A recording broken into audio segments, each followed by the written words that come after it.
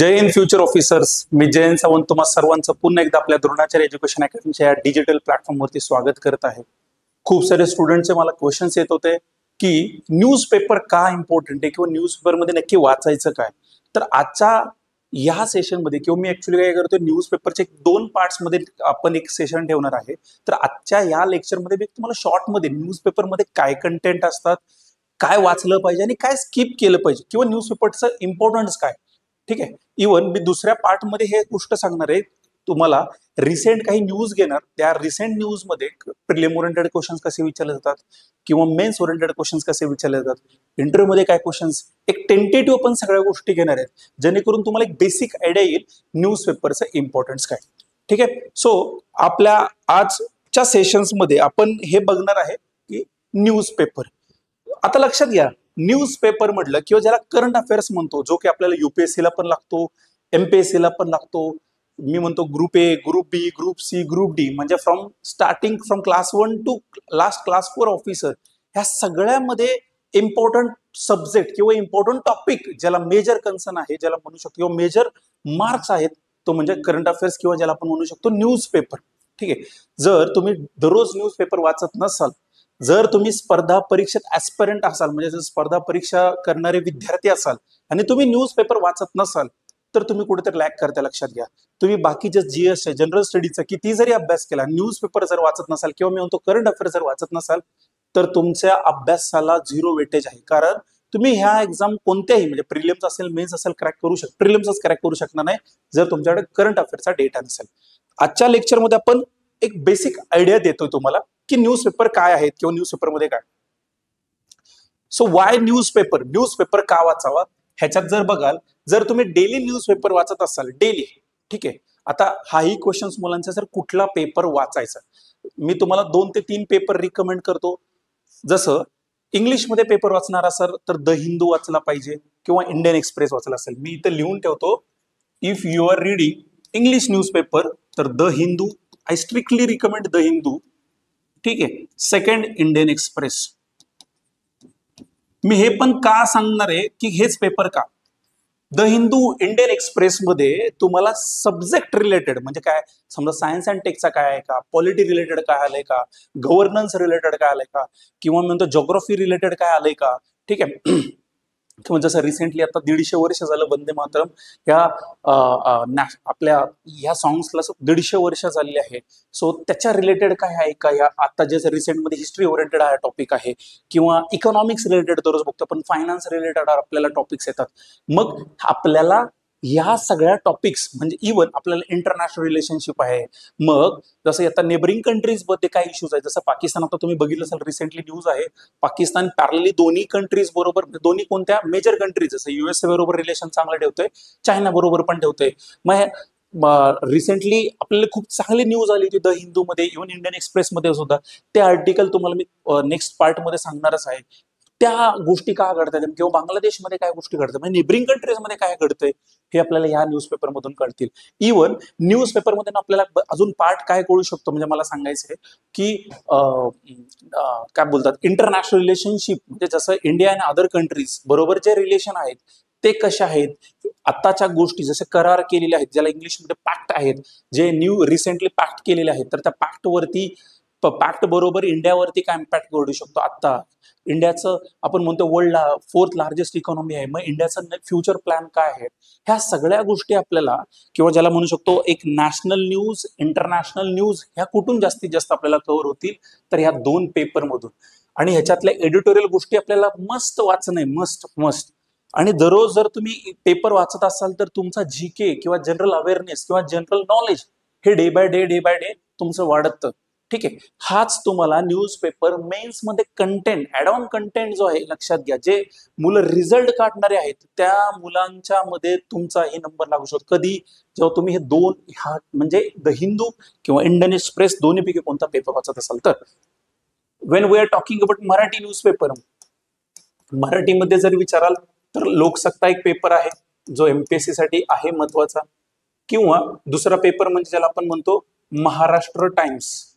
ठीक आहे. हा एक मराठी न्यूजपेपर आहे. ह्या दोन्हीपैकी कोणताही पेपर तुम्ही वाचू शकता.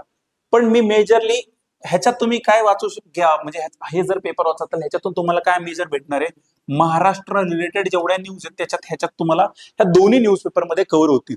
पण तुम्ही द हिंदू, इंडियन एक्सप्रेस मध्ये तुम्हाला इंडिया रिलेटेड आणि वर्ल्ड किंवा जगात काय चालू आहे ह्याच्या रिलेटेड तुम्हाला, किंवा इंटरनॅशनल न्यूज, ह्या दोन्ही कव्हर होतील ह्या पेपरमधून. लक्षात घ्या, मी स्ट्रिक्टली रिकमेंड करतो, जी मुलं युपीएससीचं प्रिपरेशन करतात आणि जे मुलं एमपीएससी स्टेट सर्व्हिसचं प्रिपरेशन करतात त्या मुलांसाठी सांगतोय, तुम्ही हे दोन्हीपैकी एक न्यूजपेपर वाचा आणि ह्या दोन्हीपैकी एक न्यूजपेपर वाचा.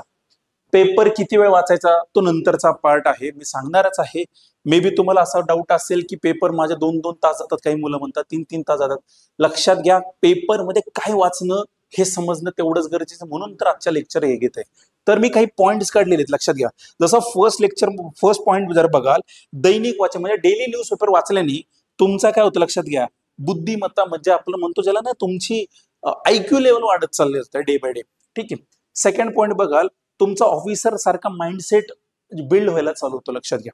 थर्ड पॉइंट खूप इम्पॉर्टंट आहे, जो की आपल्याला युपीएससी आणि इव्हन एमपीएससीच्या आत्ताच्या नवीन राज्यसेवेच्या मेन्स मध्ये, म्हणजे जीएसचा जो पेपर आहे डिस्क्रिप्टिव्ह आन्सर रायटिंग मध्ये बाकीच्यांपेक्षा तुमच्या हटके आन्सर कधी असेल, जेव्हा तुमच्याकडे करंट डेटा आहे, रिसेंट न्यूज तुम्हाला माहिती आहे.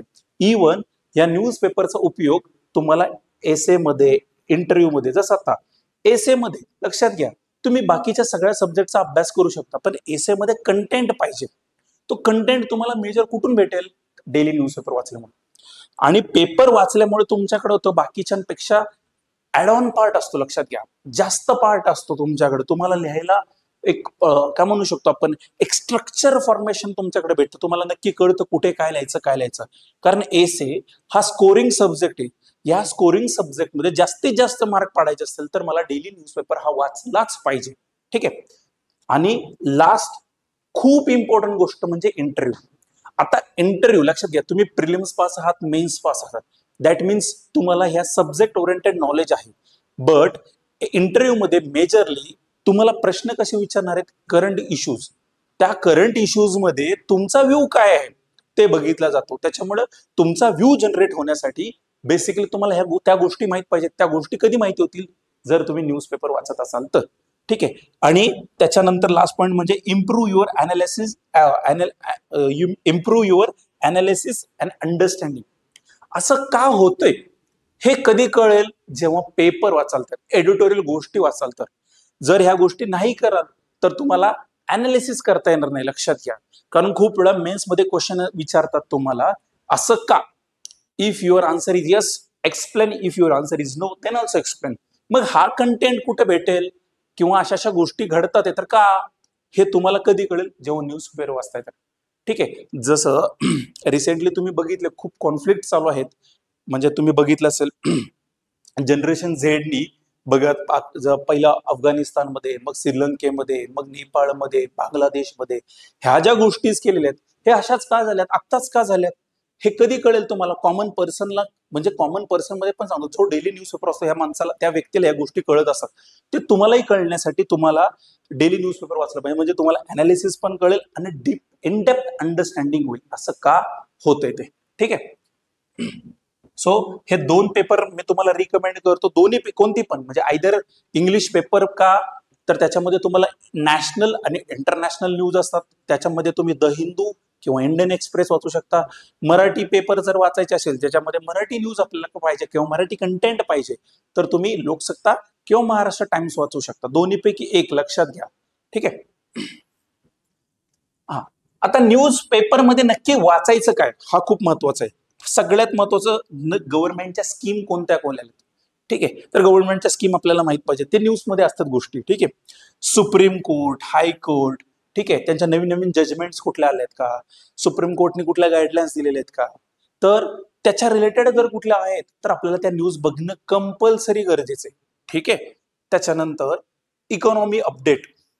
ठीक आहे. आरबीआयचा काय रूल आहे, बजेट, नवीन बजेट आला आहे, तर म्हणजे आपल्या दरवर्षी जो बजेट येतो त्या बजेट मधले प्रत्येक अनालिसिस इन डेप्थ दिलेले असतात, लक्षात घ्या.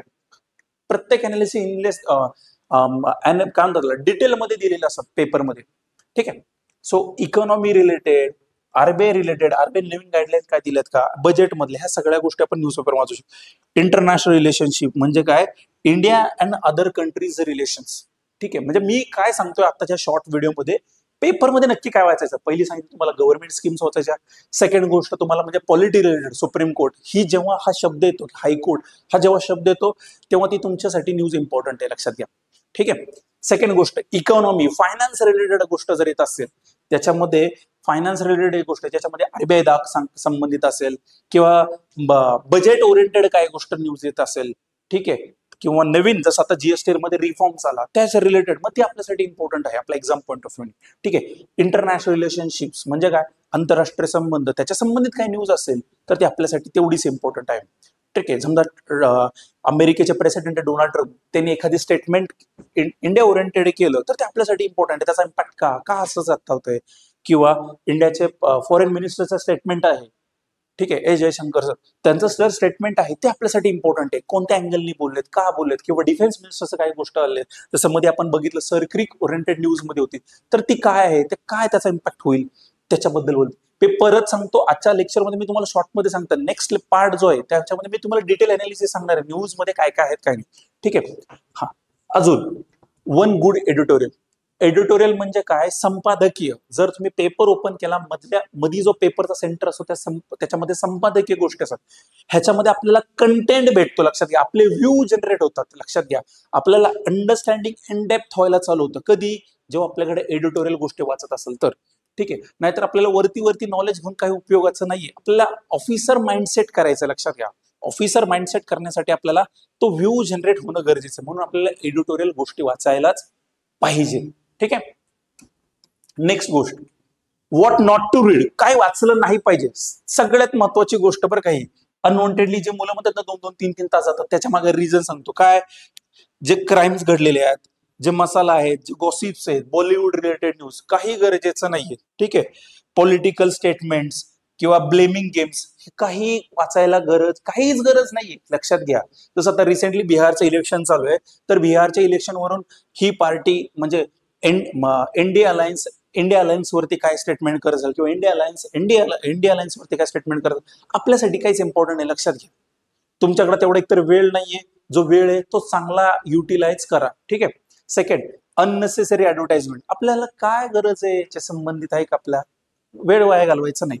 आणि रॅन्डम लोकल न्यूज म्हणजे फॉर एक्झाम्पल पुण्यात काय होतंय, पुण्यात कुठे ऍक्सिडेंट झाला, पुण्यात ही गोष्ट झाली, पुण्यात ती गोष्ट. हा, जेव्हा एखादी गोष्ट आपल्याला महाराष्ट्र ओरिएंटेड आहे, जे आपल्या कामाचे, ठीक आहे, ह्याने फ्युचरमध्ये जसं आपण बघतो एआयचा यूज डे बाय डे वाढत चाललेला आहे, ती आपल्यासाठी इम्पॉर्टंट आहे. ह्या ज्या न्यूज आहेत अनवॉन्टेडली वाचायला वेळ देऊ नका. तुमचा वेळ खूप इम्पॉर्टंट आहे, लक्षात घ्या. तो चांगल्या ठिकाणी यूज करा. ठीक आहे. नेक्स्ट बघाल, जसं आता मी तुम्हाला मग अशीच बोललो, मॅक्स 1-1.5 तास जर पेपर वाचायचं आहे, आणि हे कसं होईल, प्रॅक्टिस ने होणार आहे. इंग्लिशमध्ये जसे खूप चांगली फ्रेज आहे, practice makes man perfect. If you are thinking की मी आज अभ्यास, सर खूप मुलं विचारतात सर पेपर वाचतोय आणि मला 2-3 तास लागतात. अरे तुम्ही जस्ट स्टार्ट केले, तुम्हाला ह्या गोष्टी समजण्यासाठी थोडा एक वेळ तर नक्की द्यावा लागेल. ठीक आहे. पण जर प्रॅक्टिस करत राहाल तर तुम्हाला बाय डिफॉल्ट कळत जाईल की कोणती न्यूज वाचायची आणि कोणती स्किप करायची, किंवा कोणती नाही वाचायची, ज्याला म्हणतो. ठीक आहे. तर पेपर वाचताना सगळ्यात महत्वाचं काय, जी तुम्हाला वाटतंय ना ते काय करायचं, स्कॅन करा आणि त्या हेडलाईन मार्क करत ठेवा. ठीक आहे. Select the relevant topics only, म्हणजे जे तुम्हाला सब्जेक्ट ओरिएंटेड आहे, म्हणजे पॉलिटी रिलेटेड आहे, सायन्स अँड टेक ओरिएंटेड आला तर ते आपल्यासाठी कामाचं आहे.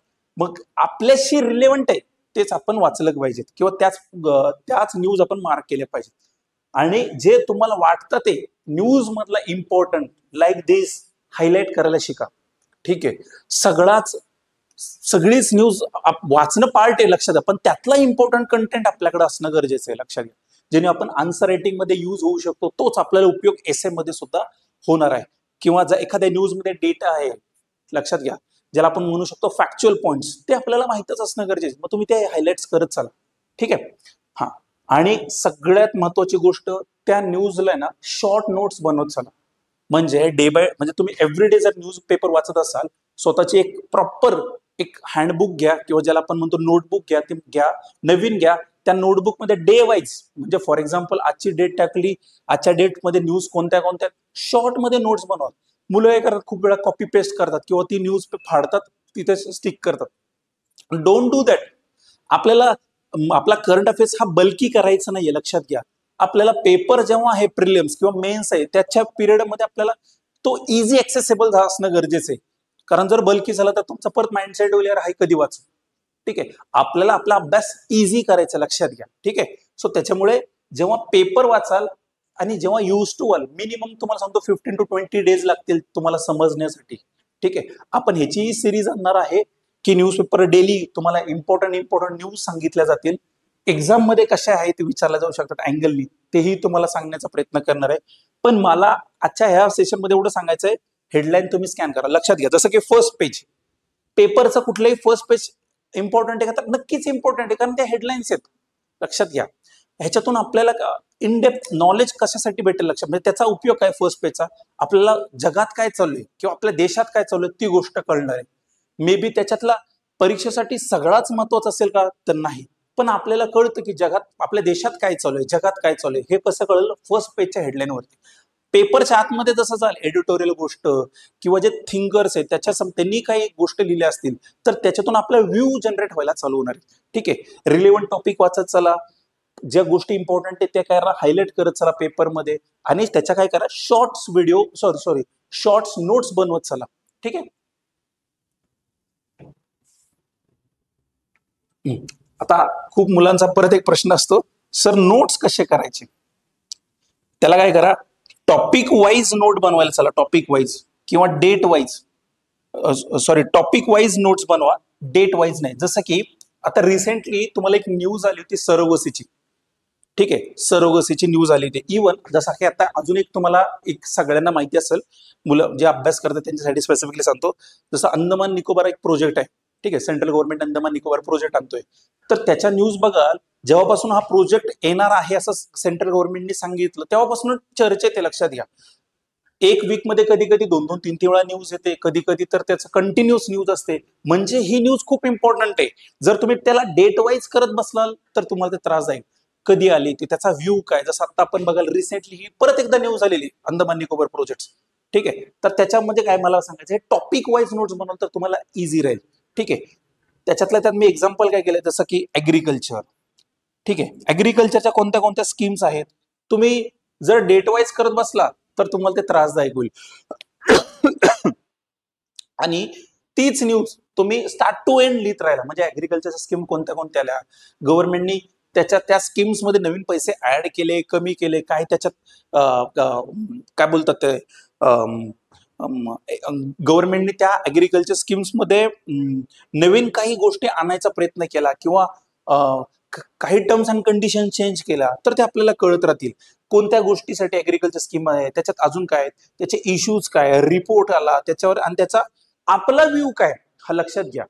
मी एक्झाम्पल दिला काय, आपल्यासाठी एक ऍग्रिकल्चर स्कीम घेतली एखादी, त्या ऍग्रिकल्चर स्कीम आताच का आली, त्याचे इश्यूज काय, ठीक आहे, हे आपल्याला समजले पाहिजेत.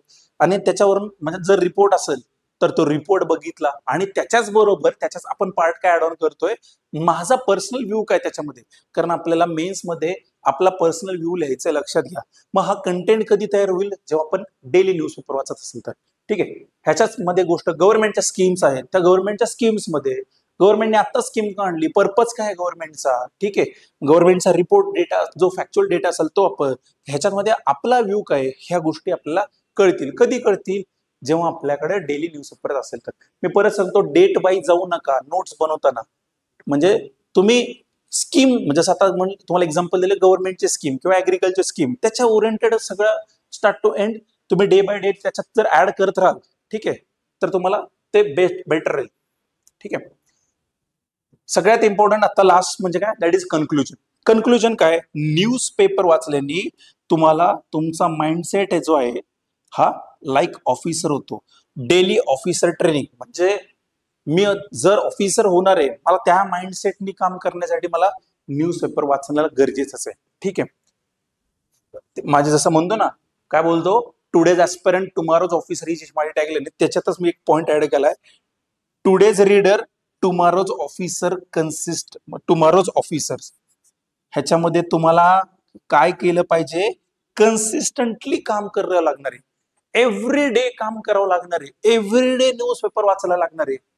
काही जरी असलं, म्हणजे समजा तुम्ही आज पेपर स्किप केला आजचा, तुम्ही म्हणाल मी उद्या वाचेल, पण उद्या तुम्हाला 2 पेपर वाचायचे, लक्षात घ्या. म्हणजे उद्याचा पण पेपर वाचायचा आहे आणि आजचा पण वाचायचा आहे. दररोज जर तुम्ही तुमचा वेळ प्रॉपर 1 तास जर पेपरसाठी दिला, ठीक आहे, सुरुवातीला तो वेळ मे बी 2 तास 3 तास लागेल, पण एका पर्टिक्युलर पिरियड नंतर तोच पेपर तुम्हाला 1 तासात, मे बी 1.5 तासात पेपर कव्हर करू शकता. पण ही सवय लावून घ्या. ह्याच्याने काय होईल, तुमच्याकडे कंटेंट वाढतील, तुमचा अभ्यास वाढेल, तुमचा अप्रोच वाढेल, तुमचा पॉइंट ऑफ व्ह्यू वाढेल, लक्षात घ्या. ठीक आहे. आणि आपल्या आन्सर्स मध्ये म्हणजे मार्क्स पण बघायला तुम्हाला चेंज दिसायला चालू होतील. ठीक आहे. सो आजच्या ह्या पार्टमध्ये एवढं सांगायचं आहे न्यूजपेपरचं इम्पॉर्टन्स. सेकंड पार्टमध्ये तुम्हाला मी डिटेलमध्ये सांगणार आहे एक न्यूज घेऊन, की न्यूजमध्ये क्वेश्चन्स कसे विचारले जातात, प्रिलिम्समध्ये, मेन्समध्ये कसे, इंटरव्ह्यूचा अप्रोच काय. तर नक्कीच सेकंड पार्ट बघा. आवडला असेल तर लाईक करा, शेअर करा, सबस्क्राईब. Thank you very much.